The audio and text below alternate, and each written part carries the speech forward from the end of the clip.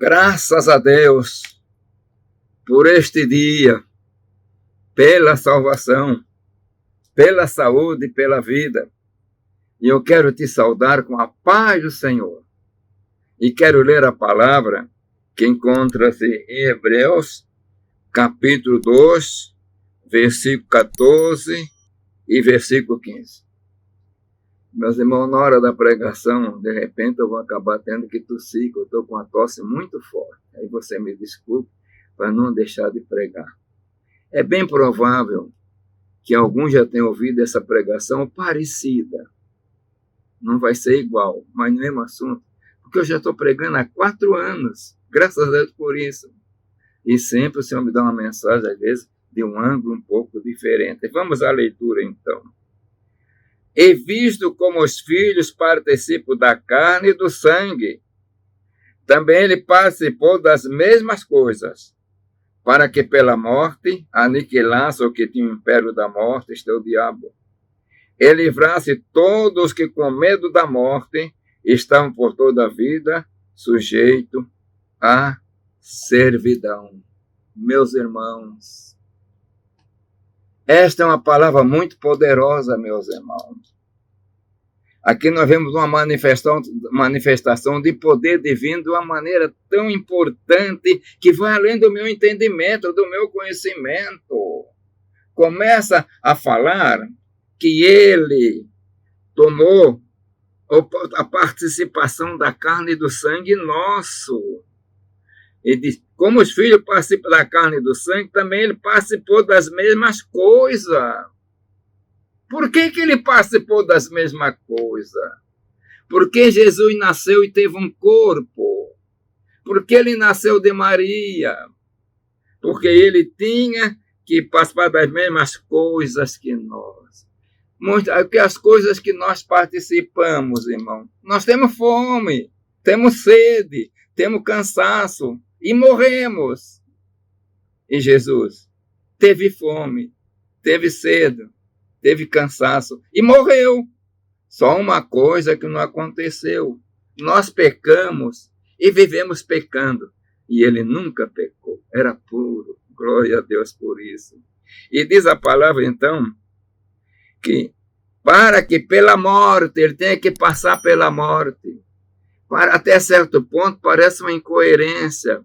Pela morte, ele viesse aniquilar o que tinha o império da morte. Isto é o diabo, meus irmãos. Se Jesus não tivesse morrido, o império da morte, o império satânico, não tinha sido aniquilado. Aqui é outra coisa importante, meus irmãos. Nós vemos tão glorioso. Paulo escreveu nos Filipenses e diz que ele esvaziou-se da sua glória. Que ele, sendo Deus, esvaziou-se, deixou a sua glória. Eu citei outro dia que uma câmara de ar, ela está cheia de ar. Mas se tiver um furozinho, ela vai perdendo o ar e ela fica murchinha. É uma câmara de ar, mas não tem mais aquela forma de câmara de ar. E Jesus, ele era verdadeiro Deus. Estava em forma de Deus, mas não estava agindo com uma ação de Deus. Isso é coisa importante. E é muito difícil explicar esta parte, meus irmãos. Mas é a realidade. E aqui, então, ele como servo, que deixou de lado o seu poder, então agora ele podia subir ao Calvário. Importante que ele saiu lá de Pilatos carregando a cruz. Atravessou Jerusalém, saiu pelas portas de Jerusalém como homem, sangrando, as costas estavam toda arrebentada pelos açoites que receberam do soldado romano. É tanto que ele caiu e não conseguiu mais levar, tiveram que chamar Simão Cirineu para ajudar. E chegando ali no Calvário, aquele monte em forma de caveira, ele foi pregado na cruz, foi em corpo. Não foi uma história qualquer, não foi um conto foi em corpo. Ele teve que ser pregado, cravos, pregaram os seus pés, as mãos, e foi levantado na cruz. vivo, derramando sangue. Isso começa mais ou menos às 9 horas da manhã, até 3 horas da tarde, é quando ele está morrendo. Diz que coisa gloriosa, a morte dele. O céu se escureceu, as rochas se fenderam, sepulcros se abriram, houve tremor, o véu do templo se rasgou. Que coisa gloriosa, meus irmãos, porque ali estava o Filho de Deus. Mas no meio daquela operação tremenda, e podemos dizer, no meio daquela escuridão, enquanto ele ainda está vivo, Deus estava em Cristo, até o momento que ele sai. E assim como ele se esvaziou para viver entre nós, ali ele foi esvaziado agora por completo. Ele que era verdadeiro Deus e verdadeiro homem, ficou só o homem Jesus. O homem que participou da carne e do sangue igual nós.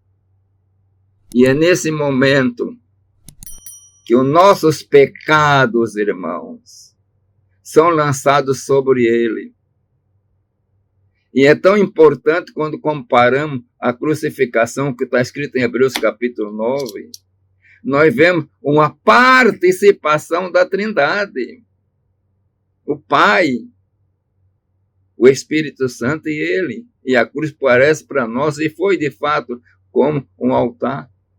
Quanto mais o sangue de Cristo, que pelo Espírito Eterno se ofereceu a si mesmo, imaculado a Deus, purificará as nossas consciências das obras mortas. O Espírito Santo estava ali. E entendemos que o Espírito Santo é que deu a ordem no momento. Pode entregar a tua vida. E o Pai estava recebendo o sacrifício. A reconciliação estava sendo feita. Mas no mundo invisível, no mundo das trevas, o inferno estava tremendo. O império da morte estava sendo aniquilado. Parece incrível, mas foi a realidade. E agora, meu irmão, minha irmã, pastor e meus companheiros, nós podemos pregar com autoridade. Nós podemos pregar com alegria, porque Cristo levou sobre si os nossos pecados.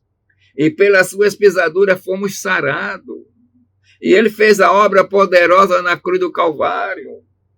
Abriu as portas do céu, para que todo aquele que nele crê não pereça, mas tenha vida eterna. Como ele mesmo falara para Nicodemo. Olha, Nicodemo, Deus amou o mundo de tal maneira que deu seu Filho, para que todo aquele que nele crê não pereça, mas tenha vida eterna. Salvação universal, salvação para todos, não para uma meia dúzia, meus irmãos, mas para todos.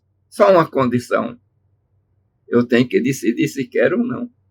O presente está aí, a oferta está aí. E o homem agora é que decide, quer salvação ou não quer salvação?